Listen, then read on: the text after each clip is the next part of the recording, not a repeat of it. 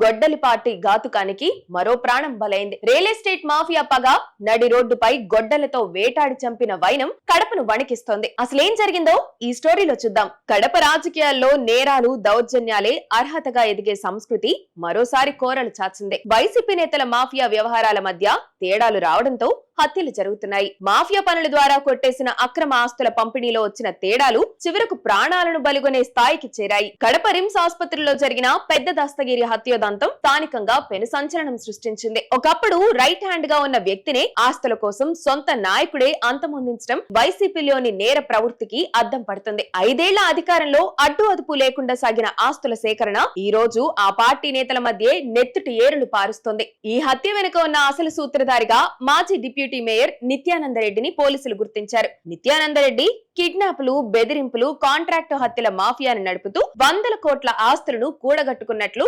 ఆరోపణలున్నాయి. తన అక్రమ ఆస్తులను రక్షించుకోవడానికి పెద్ద దస్తగిరి పేరు మీద దాదాపు 100 కోట్ల విలువైన భూములు, డాక్యుమెంట్లను ఉంచినట్లు సమాచారం. అయితే ఈ మధ్య ఈ ఆస్తుల బదలాయింపు విషయంలో ఇద్దరి మధ్య వచ్చిన విభేదాలు చివరకు హత్యకు దారితీశాయి. పోలీసులు నిందితులను పట్టుకోవడంతో పెద్ద దస్తగిరి ఇంట్లో బయటపడిన వందల కొద్ది ఆస్తి డాక్యుమెంట్లు వైకాపా నేతల అక్రమ సంపాదనకు సజీవ సాక్ష్యాలుగా నిలిచాయి. బహిరంగ మార్కెట్లో వీటి విలువ 300 నుండి 400 కోట్ల వరకు ఉండవచ్చని అంచనా. సొంత పార్టీ నాయకుడే తన అనుచరుడిని చంపినట్లు సాక్ష్యాధారాలతో బయటపడిన వైసీపీ అధినేత జగన్మోహన్ రెడ్డి ఈ ఘటనను రాజకీయంగా వాడుకోవాలని చూస్తున్నారు.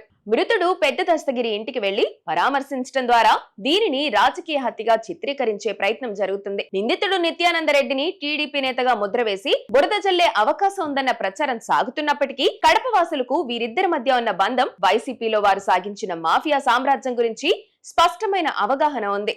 నిందితుడు పరారీలో ఉండటం, పార్టీ ముఖ్య నేతలు ఇందులో భాగస్వాములుగా కావడం ఆ పార్టీ ఇమేజ్ కి తగ్గట్టుగానే ఉంది. 5 ఏళ్ల పాలనలో కడప కేంద్రంగా సాగిన నేర రాజకీయాలు ఇప్పుడు ఆ పార్టీ నేతలకే శాపంగా మారాయి. అధికారం అండతో పేదల భూములను కబ్జా చేసి ఆస్తులు కూడబెట్టిన వారు ఇప్పుడు ఆ వాటాల కోసం ఒకరినొకరు చంపుకునే స్థాయికి చేరారు. పెద్ద దస్తగిరి హత్య కేవలం ఒక వ్యక్తి మరణం కాదు, అది వైసీపీలో పాతుకుపోయిన క్రైమ్ కల్చర్ కు నిదర్శనం. ఈ హత్య వెనుక పెద్ద తలకాయల పేర్లు కూడా ఉన్నాయని, త్వరలో అవి బయటకు వస్తాయని అంటున్నారు.